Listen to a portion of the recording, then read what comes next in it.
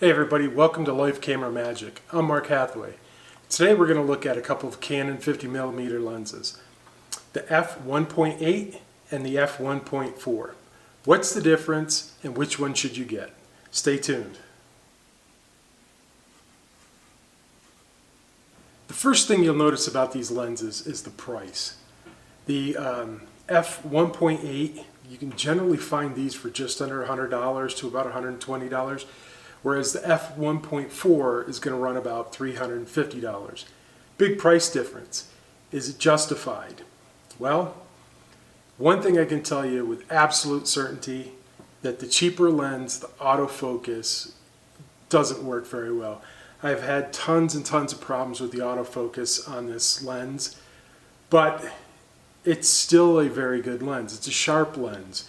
And if this is all you have in your budget, this 50mm lens is a great starting point because it shoots 1.8, which means you can really play with depth of field, get a lot of creativity with it.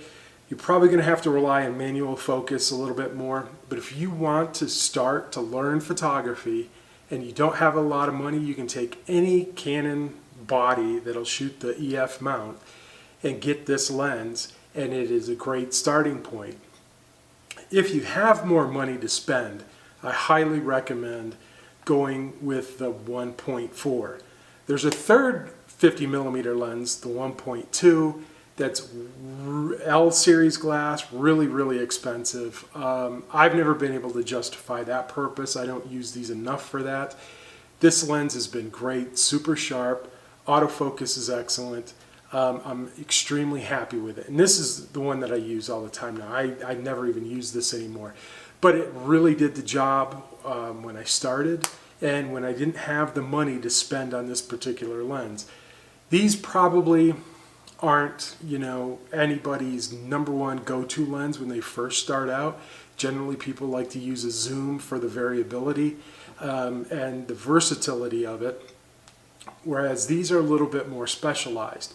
But if you really want to get good at photography, a 50mm prime lens that's fast glass will give you a lot of opportunity to shoot in low light, shoot various depth of field types of creativity, and make you an all-around good photographer. And I highly recommend picking up one when you have the opportunity. So enough talking about the lenses. Let's take a look at some of the images I did with them and compare and see if you can tell a difference in the sharpness or the quality of the image.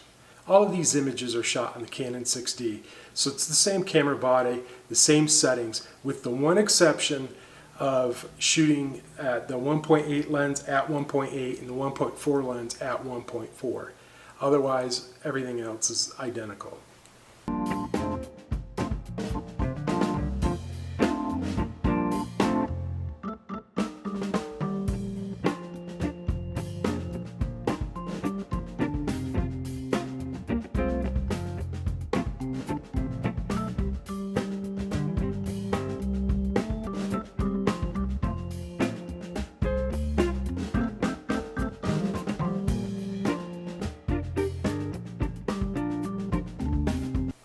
Couple other differences you're going to notice with these lenses is obviously the size.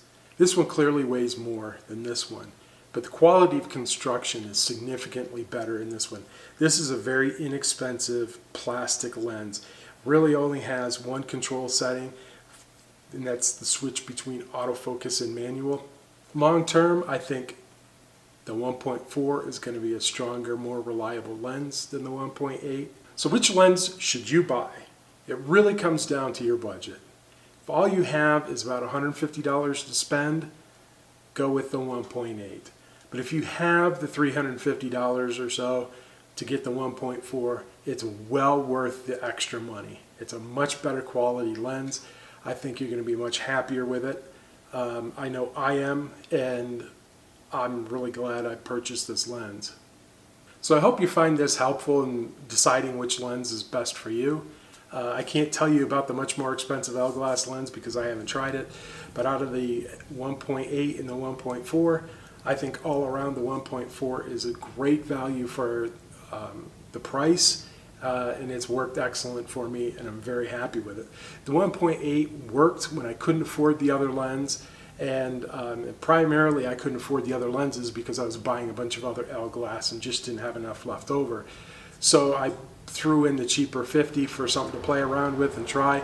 It worked very well for what I needed it for at the time, but like I said, the autofocus was a real disappointment with it. It will work under good conditions, but overall it's not that reliable. The 1.4, much more reliable. Works just like most of the other Canon lenses, especially the L glass that I've used as far as the autofocus function. And so that would be my #1 recommendation for people that have the money for it.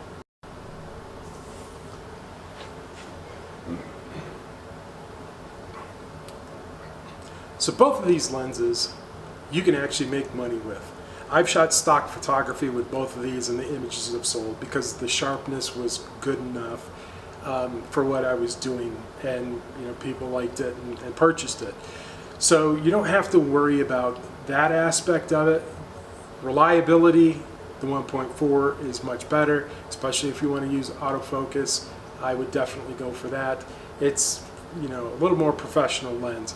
If you really like the 50mm focal length, there's an L series 1.2 that's going to be even better than the 1.4, and that's probably where you'll move to if you're doing this professionally and this is a lens that you really want in your kit. But for people starting out, just getting into the business, these are two good lenses.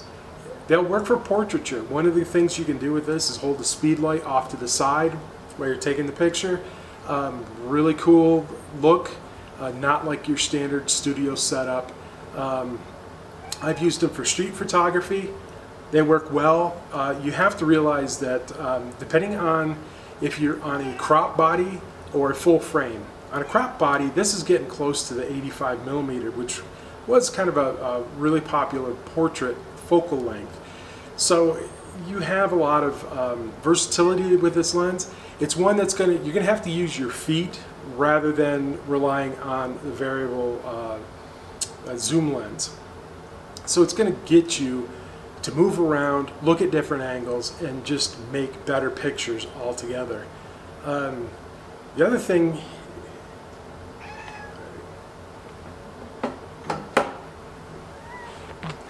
and so there's a bad little cat that likes to get into all these shots, and say hi, Coda.